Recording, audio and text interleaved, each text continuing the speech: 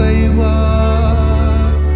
அமைதி அருளும் இறைவா உம்மை போற்றுகின்றோம்.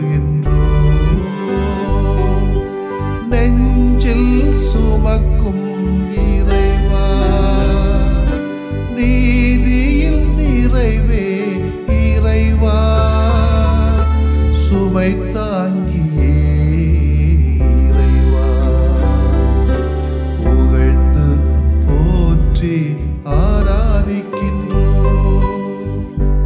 ஆண்டவரே, எனக்கு எல்லாமே நீங்க தான்.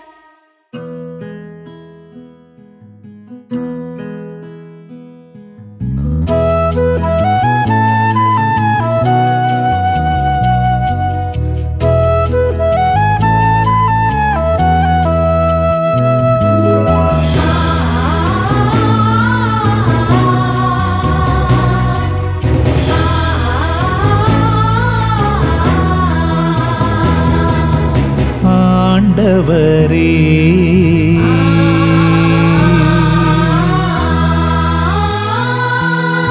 ஆண்டவரே என் இறைவா நீர்தாமே என் உரிமை சொத்து.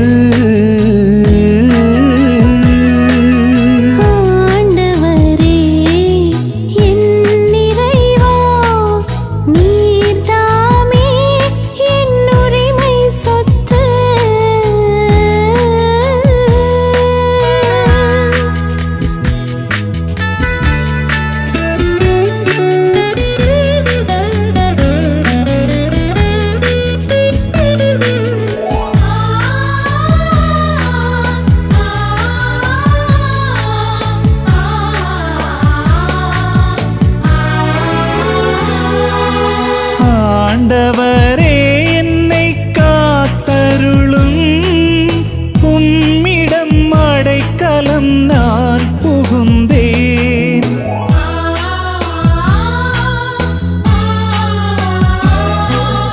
ஆண்டவர் நீர் என் தலைவரன்றோ, உமையன்றி வேறேது செல்வமுண்டோ.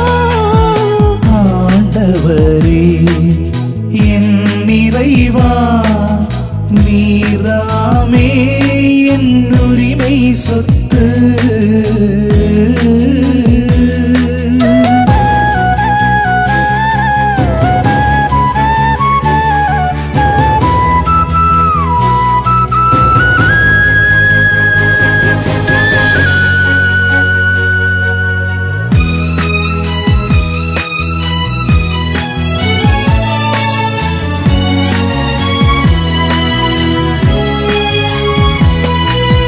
ஆண்டவர் நீரே என் வாழ்வாகும், அனைத்துமே உமதருள் நினைவாகும்.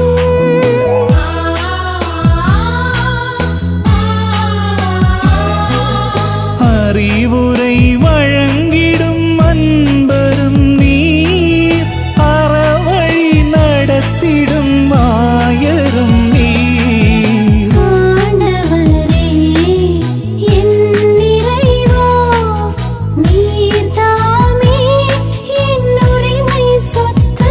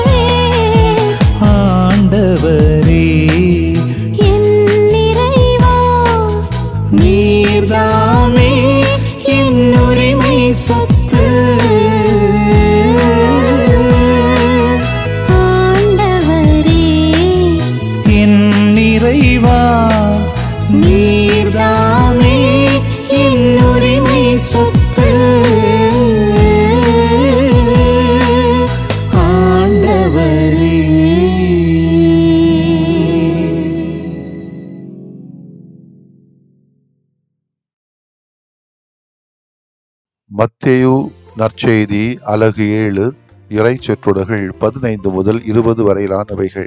அக்காலத்தில் இயேசு தம் சீடரை நோக்கி கூறியது, போலி இறைவாக்கினரை குறித்து எச்சரிக்கையாக இருங்கள். ஆட்டு தோலை போர்த்தி கொண்டு உங்களிடம் வருகின்றனர், ஆனால் உள்ளேயோ அவர்கள் கொள்ளையிட்டு தின்னும் ஓநாய்கள். அவர்களின் செயல்களை கொண்டே அவர்கள் யாரென்று அறிந்து கொள்வீர்கள். முட்செடிகளில் திராட்சை பழங்களையோ முட்பூண்டுகளில் அத்தி பழங்களையோ பறிக்க முடியுமா? நல்ல மரமெல்லாம் நல்ல கனிகளை கொடுக்கும், கெட்ட மரம் நச்சு கனிகளை கொடுக்கும். நல்ல மரம் நச்சு கனிகளை கொடுக்க இயலாது, கெட்ட மரமும் நல்ல கனிகளை கொடுக்க இயலாது. நல்ல கனி கொடாத மரங்கள் எல்லாம் வெட்டப்பட்டு நெருப்பில் எரியப்படும். இவ்வாறு போலி இறைவாக்கினர் யாரென அவர்களுடைய செயல்களை கொண்டே இனம் கண்டுகொள்வீர்கள். ஆண்டவரின் அருள்வாக்கு. இறைவா உமக்கு நன்றி. கிறிஸ்து இயேசுவில் பிரியமுள்ள சகோதர சகோதரிகளே, இன்றைய நவீன உலகத்தில் அதிகமான போலித்தனங்கள் நடந்தேறிக் கொண்டே இருக்கிறது. போலி ஆட்களும் போலி இறைவாக்கினர்களும் போலி போதகமும் போலி பொருட்களும் எல்லாம் கலப்படம் நிறைந்த ஒரு உலகத்திலே தான் இன்றைய நவீன உலகம் சென்று கொண்டிருக்கிறது. ஒரு மரம் அதன் கனியால் அறியப்படுகிறது என்பது யூதர்கள், கிரேக்கர்கள் மற்றும் ரோமையர்கள் ஏற்றுக்கொண்ட பொது சிந்தனை. மத்திய கிழக்கு பகுதிகளிலே வேரை போல அதன் கனி என்கிற பழமொழி மக்கள் மத்தியில் பிரபலமாக இருந்தது. நூலை போல சேலை என்று சொல்லுவார்களே, தாயை போல பிள்ளை என்று சொல்லுவார்களே, அதே போலத்தான் இன்றைய வாசிக்கப்பட்ட இறைவாக்கு பகுதியிலே இயேசு முட்செடிகளில் திராட்சை பழங்களையோ முட்பூண்டுகளில் அத்தி பழங்களையோ பறிக்க முடியுமா என்று கேட்கிறார். முட்செடிகளுக்கும் திராட்சை பழங்களுக்கும் என்ன தொடர்பு? முட்பூண்டுகளுக்கும் அத்தி பழங்களுக்கும் என்ன ஒற்றுமை? பாலஸ்தீன பகுதியிலே ஒரு சில முட்செடிகள் சிறிய பழங்களை கொண்டிருந்தது. அது திராட்சை பழங்களை போன்ற தோற்றமுடையதாக இருந்தது. அதே போல முட்பூண்டுகளில் இருக்கும் பழங்கள் அத்தி பழங்களை நினைவுபடுத்துவது போன்று இருந்தது. எவ்வளவுதான் அவைகள் தோற்றத்தில் திராட்சை பழங்களையும் அத்தி பழங்களையும் நினைவுபடுத்துவது போல இருந்தாலும் அவைகள் திராட்சை பழங்களாகவோ அத்தி பழங்களாகவோ மாறிவிட முடியாது. அதே போலத்தான் போலி இறைவாக்கினர்களும் அவர்கள் இறைவாக்கினர்களைப் போல உடையில் காணப்பட்டாலும் அவர்கள் இறைவாக்கினர்கள் ஆகிவிட முடியாது. எனவே அவர்களை குறித்து எச்சரிக்கையாக இருக்க இயேசு நமக்கு அழைப்பு விடுக்கிறார்.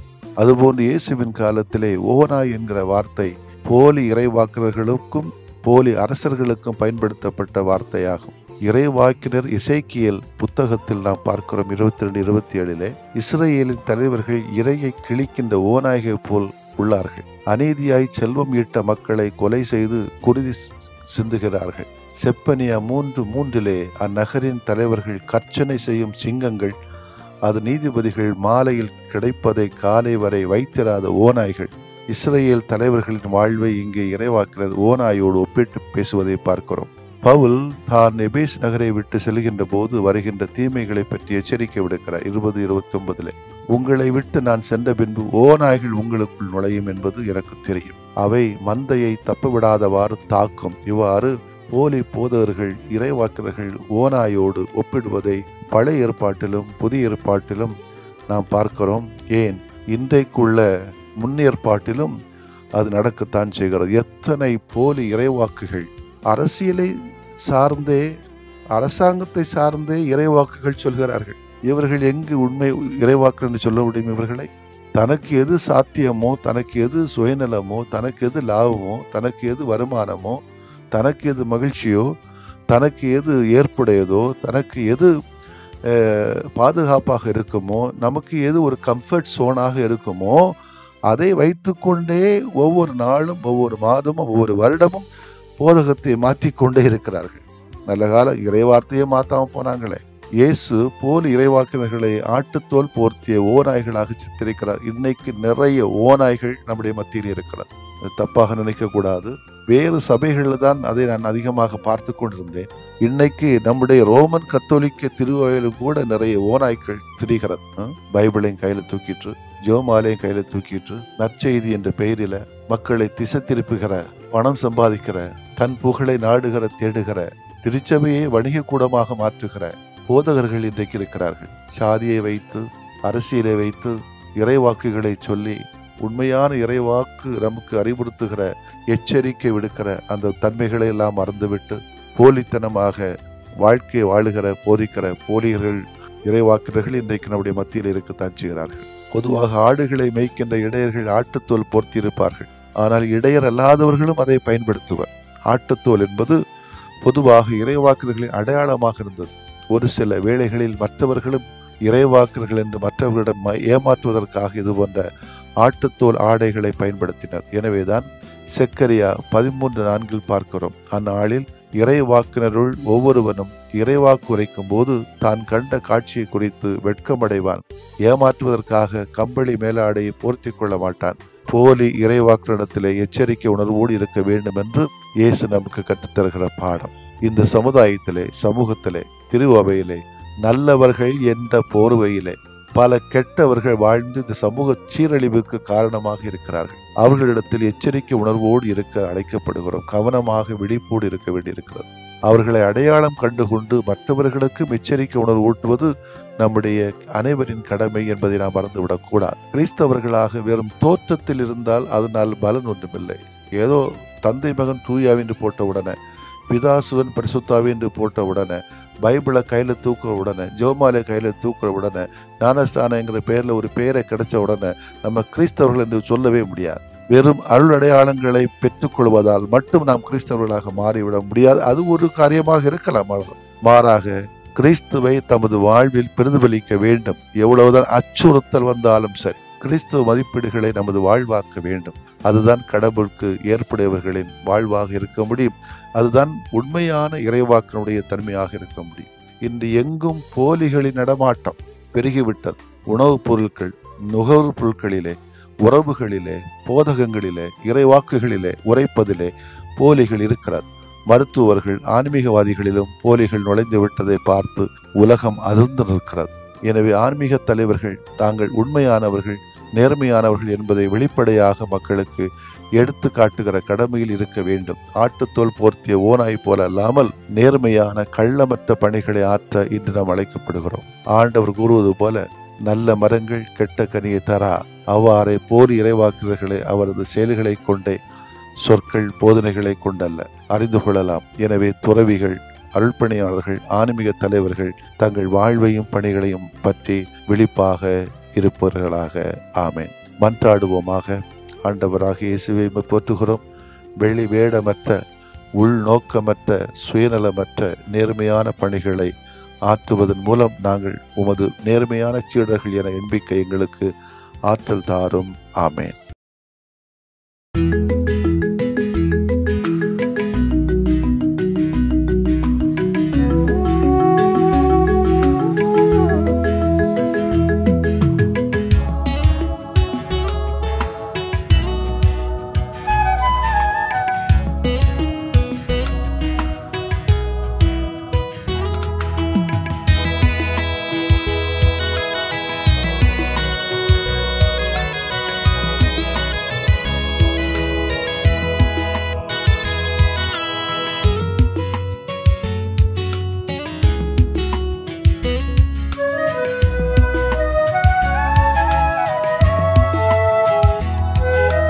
ஒரு வார்த்தை சொன்னாலே நலமாகுமே, மனம் இறங்கும் ஆண்டவரே, உமது அருள் வரம் வேண்டினோ, உம் புகழ் நிதம் பாடவே, உமது அருள் வரம் வேண்டினோ, உம் புகழ் நிதம் பாடவே. ஒரு வார்த்தை சொன்னாலே நலமாகுமே, மனம் இறங்கும் ஆண்டவரே, உமது அருள் வரம் வேண்டினோ, உம் புகழ் நிதம் பாடவே, உமது அருள் வரம் வேண்டினோ, உம் புகழ் நிதம் பாடவே.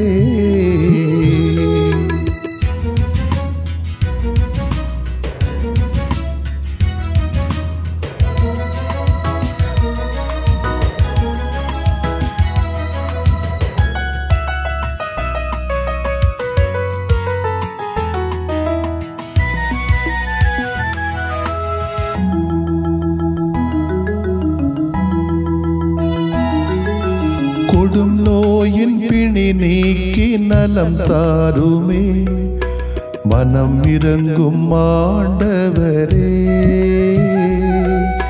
கடன் தொல்லை சுமை நீக்கி உடன் வாருமே மனம் இறங்கும் ஆண்டவரே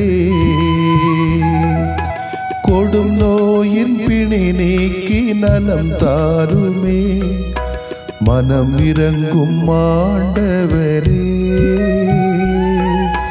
கடன் தொல்லை சுமை நீக்கி உடன் வாருமே மனம் இறங்கும் ஆண்டவரே உறவிழந்து போனாலும் மனம் சோர்ந்து போனாலும் உறவிழந்து போனாலும் மனம் சோர்ந்து போனாலும் உடனிருந்து பலம் தாருமே மனம் இறங்கும் மனம் இறங்கும் மனம் இறங்கும் ஆண்டவரே ஒரு வார்த்தை சொன்னாலே நலமாகுமே மனம் இறங்கும் ஆண்டவரே உமது அருள்வரம் வேண்டினோ உம் புகழ் நிதம் பாடவே உமது அருள்வரம் வேண்டினோ உம் புகழ் நிதம் பாடவே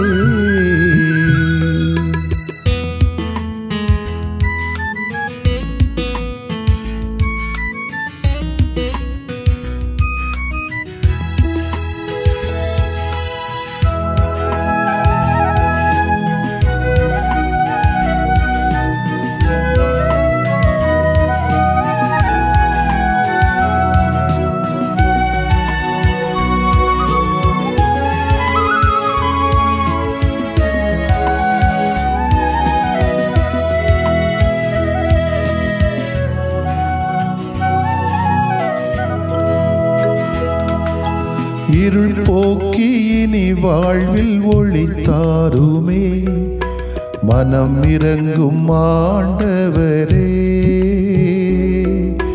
கண்ணீரின் நேரத்தில் தாயாகவே மனம் இறங்கும் ஆண்டவரே இருள் போக்கி இனி வாழ்வில் ஒளி தாருமே மனம் இறங்கும் ஆண்டவரே கண்ணீரின் நேரத்தில் தாயாகவே மனம் இறங்கும் ஆண்டவரே உயிரில்லா வாழ்வினிலே உயிர் தந்த தெய்வம் நீ உயிரில்லா வாழ்வினிலே உயிர் தந்த தெய்வம் நீ துயர் போக்கி துணையாக வா மனம் இறங்கும் மனம் இறங்கும் மனம் இறங்கும் ஆண்டவரே ஒரு வார்த்தை சொன்னாலே நலமாகுமே மனம் இறங்கும் ஆண்டவரே உமது அருள்வரம் வேண்டினோ உம் புகழ் நிதம் பாடவே உமது அருள்வரம் வேண்டினோ உம் புகழ் நிதம் பாடவே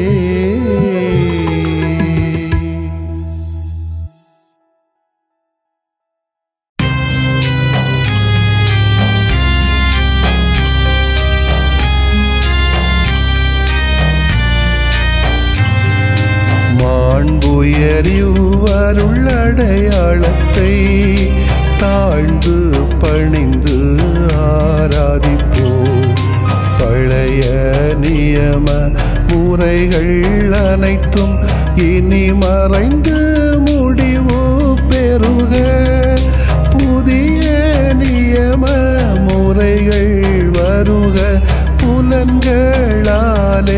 மனிதன் இதனை அறிய இயலா குறைகள் நீக்க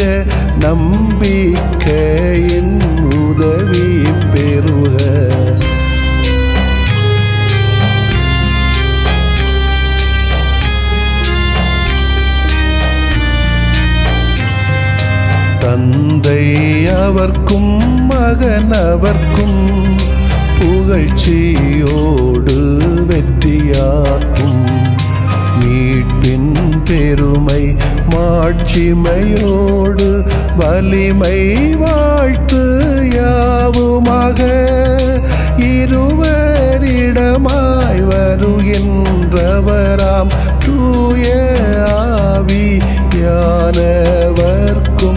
அளவில்லாத சமப்புகழ்ச்சி என்றுமே உண்டாகுக. ஆமென்.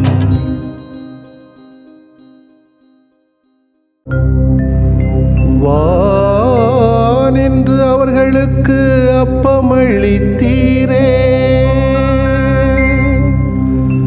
இனிமையெல்லாம் தன்னகத்தில் கொண்ட அப்பம் இதுவே.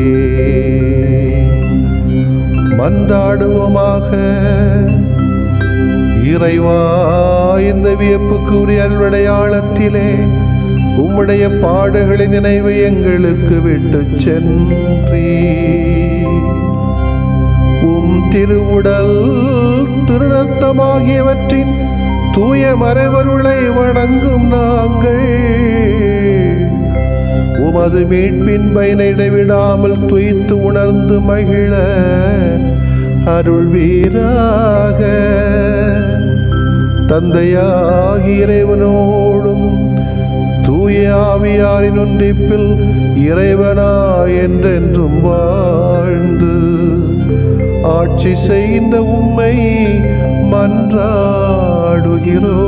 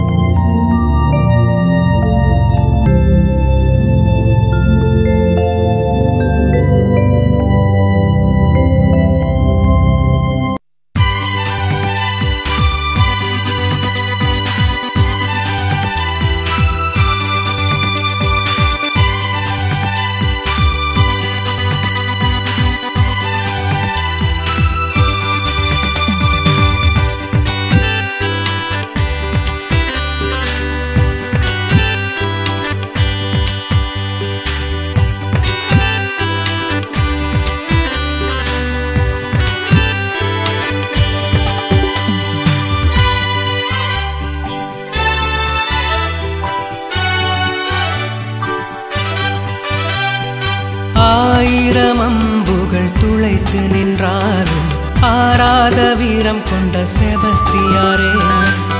ஆயிரம் அம்புகள் துளைத்து நின்றாலும் ஆராத வீரம் கொண்ட செபஸ்தியாரே. வீரத்தழும்புகள் நம்பிக்கையின் வெற்றி, வீரத்தழும்புகள் நம்பிக்கையின் வெற்றி, அது இறையிடமிருந்து நீர் தரும் வல்ல சக்தி. ஆயிரம் அம்புகள் துளைத்து நின்றாலும் ஆராத வீரம் கொண்ட செபஸ்தியாரே.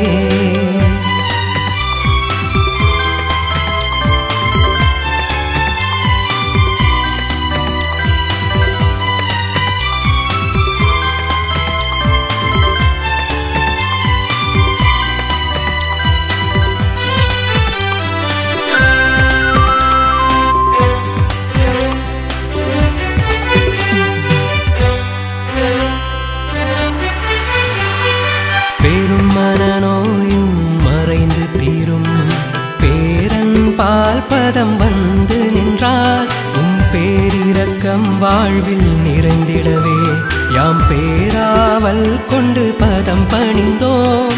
பெரும் மன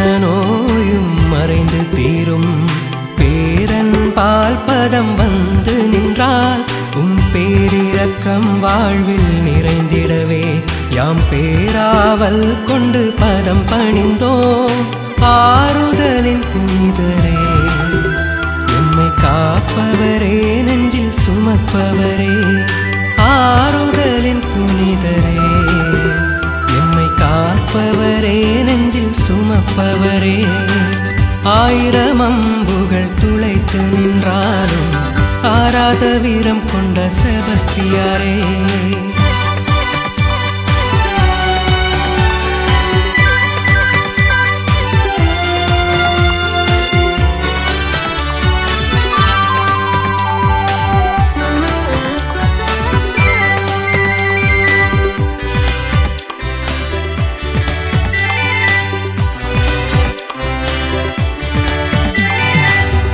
காயக்கணைகள் மறைந்திடுமே கருணையின் பார்வை வந்து நின்றார் எம் துன்பத்தில் இன்பம் நிறைந்திடவே யாம் துவளாது உம்மை நம்பி வந்தார் காயக்கணைகள் மறைந்திடுமே கருணையின் பார்வை வந்து நின்றார் என் துன்பத்தில் இன்பம் நிறைந்திடவே யாம் புகழாது உம்மை நம்பி வந்தார் ஆறுதலின் புனிதரே எம்மை காப்பவரே நெஞ்சில் சுமப்பவரே ஆறுதலின் புனிதரே எம்மை காப்பவரே நெஞ்சில் சுமப்பவரே ஆயிரம் அம்புகள் துளைத்து நின்றாலும் ஆராத வீரம் கொண்ட செபஸ்தியாரே ஆயிரம் அம்புகள் துளைத்து நின்றாலும் ஆராத வீரம் கொண்ட செபஸ்தியாரே வீரத்தழும்புகள் நம்பிக்கையின் வெற்றி வீரத்தழும்புகள் நம்பிக்கையின் வெற்றி அது இறையிடமிருந்து நீர் தரும் வல்ல சக்தி ஆயிரம் அம்புகள் துளைத்து நின்றாலும் ஆராத வீரம் கொண்ட செபஸ்தியாரே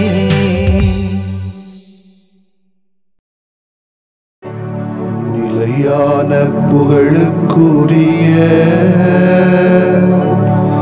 தூய இறை நன்மைக்கு எல்லா காலமும் தொழுகையும் புகழும்